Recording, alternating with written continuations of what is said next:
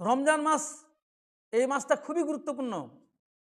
এই মাস হচ্ছে শয়তানের বিরুদ্ধে যুদ্ধ করার মাস, শয়তানকে পরাজয় করার মাস। অর্থাৎ আমরা যে মানুষ, আমাদের মধ্যে যে প্রবৃত্তি কামনা করছে, এই প্রবৃত্তিকে কাজে লাগিয়ে শয়তান মানুষকে পাপ কাজে লিপ্ত করায়। তো এই মাসে আমাদের প্রবৃত্তিকে কন্ট্রোল রাখতে হবে, শয়তানের বিরুদ্ধে জিহাদ করতে হবে, লড়াই করতে হবে। এই মাসটা কিভাবে করবেন? প্রথম কথা, এই মাসে আমাদেরকে বেশি বেশি সালাত আদায় করতে হবে। কেউ যদি সালাত আদায় না করে তাহলে তার সিয়াম কাজে লাগবে না। সালাত ছাড়া সিয়ামের কোনো মূল্য নাই। একজন ব্যক্তির সিয়াম থাকে কিন্তু সালাত আদায় করে না, নামাজ পড়ে না, সে সিয়ামের কোনো মূল্য পাবে না। কেন পাবে না? আমাদের নবী মুহাম্মদ সাল্লাল্লাহু আলাইহি ওয়াসাল্লাম তিনি বলছেন, সিলসিলা সহিহ হাদিস নম্বর 1358 নম্বর হাদিস, নবীজি বলছেন, আউয়ালু মা ইউহাসাবু বিহিল আবদু ইয়াউমাল কিয়ামা আস-সালাওয়াত। নবীজি বলছেন, কিয়ামতের দিন বান্দার সর্বপ্রথম হিসাব হবে নামাজের, সালাতের। কিয়ামতের দিন বান্দার সর্বপ্রথম হিসাব হবে কিসের? নামাজের। ফাইন সলুহাত সলুহা লাহু সাইরু আমালিহ ওয়াইন ফাসাদাত ফাসাদা সাইরু আমালিহ। আর যার সালাত বিনষ্ট হয়েছে, যার সালাত নাই, তার সব আমল বিনষ্ট হয়েছে। আর যার সালাত ঠিক হবে, তার সব আমল ঠিক হবে। নবীজি বলছেন, যার সালাত ঠিক আছে তার সব আমল ঠিক আছে, টিকে যাবে। যার সালাত ঠিক হবে তার সব আমল ঠিক হবে। যার সালাত বিনষ্ট হয়েছে তার সমস্ত আমল বিনষ্ট হয়েছে।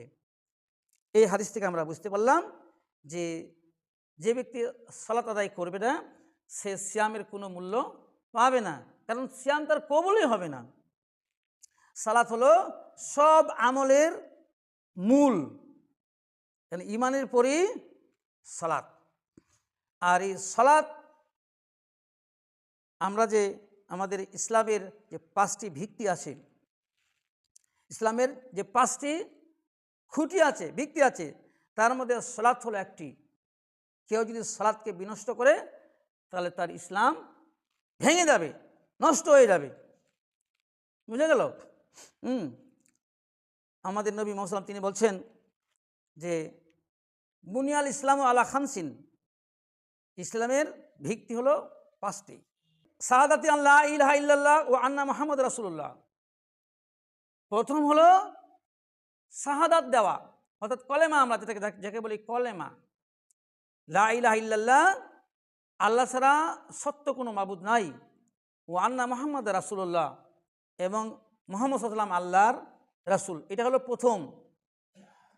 তারপরে বলছে ওয়া ইকামিস সালাহ, সালাত কায়েম করো। যে ব্যক্তি ঈমান আনলো, কলেমা পড়লো, তার পরের কাজ হচ্ছে সালাত, ওয়া ইকামিস সালাহ। 3 নম্বর হলো ওয়া ইতাইজ যাকাত, যাকাত আদায় করা। সালাতের পরই যাকাত। এই যাকাত একটি গুরুত্বপূর্ণ ইবাদত। বিশেষ করে আমাদের মুসলিম সমাজে এই রমজান মাসে যাকাত আদায় করেন, অনেকেই বের করেন। তো যাদের উপরে যাকাত ফরজ, তারা যাকাত আদায় করবেন। দুনিয়ার স্বার্থে, ছেলেমেয়ের স্বার্থে, সংসারের স্বার্থে যাকাত আদায় থেকে দূরে থাকবেন না, এটা একটি ফরজ। অনেকে হিসাব করছে আমার উপর যাকাত ফরজ হয়নি।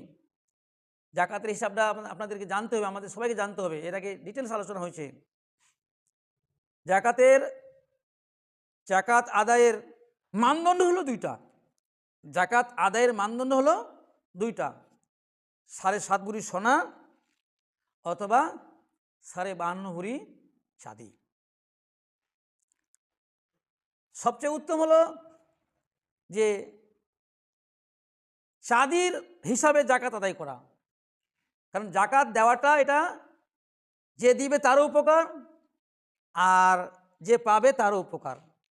এটা একটা সামাজিক সুরক্ষার মধ্যে পড়ে যাকাত। তো 52.5 ভরি চাঁদির মূল্য এখন মোটামুটি কত হিসাব করে আমি দেখেছি 60 থেকে 70,000 টাকা। এই 60 থেকে 70,000 টাকা কারো যদি বছরের শেষে জমা থাকে, খাওয়া দাওয়া চিকিৎসা পানি ঋণ মেটার পরে যদি 60 থেকে 70,000 টাকা বা 80,000 টাকা তার ব্যালেন্স থাকে, তাহলে বছরের শেষে তাকে শতকরা 2.5%, অর্থাৎ 2.5 টাকা, শতকরা 2.5 টাকা জাকাত দিতে হবে। এখানে অনেকেই জাকাত আদায় করে না, কারণ আমরা যেটা দেখতে পাচ্ছি যে অনেকের উপরে জাকাত ফরজ আছে, জাকাত আদায় করে না।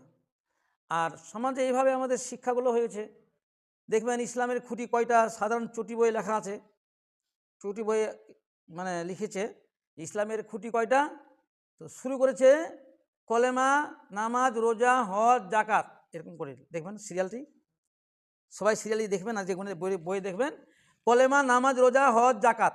জাকাতকে শেষের দিকে নিয়ে গেছে যেন জাকাতের গুরুত্ব না থাকে, কমে যায়। কলেমা, নামাজ, রোজা, কলেমার পরে নামাজ, তারপর রোজা, তারপর হজ, তারপর জাকাত।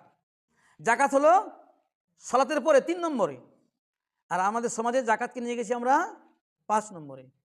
এই জন্যই জাকাতের গুরুত্বটা কমে গেছে। তো আমাদের ইসলামের খুঁটি হলো 5টা, বললাম যে কলেমা শাহাদাত অর্থাৎ কলেমা, তারপর ইকামিস সালাত, সালাত আদায় করা, ইতাই জাকাত, জাকাত আদায় করা, ওয়াল হজ, হজ সম্পাদন করা যাদের উপর হজ ফরজ, ও সওমে রমাদান, আর রমাদান মাসে সিয়াম পালন করা। এই সিয়াম রোজা হলো 5 নম্বরে আছে।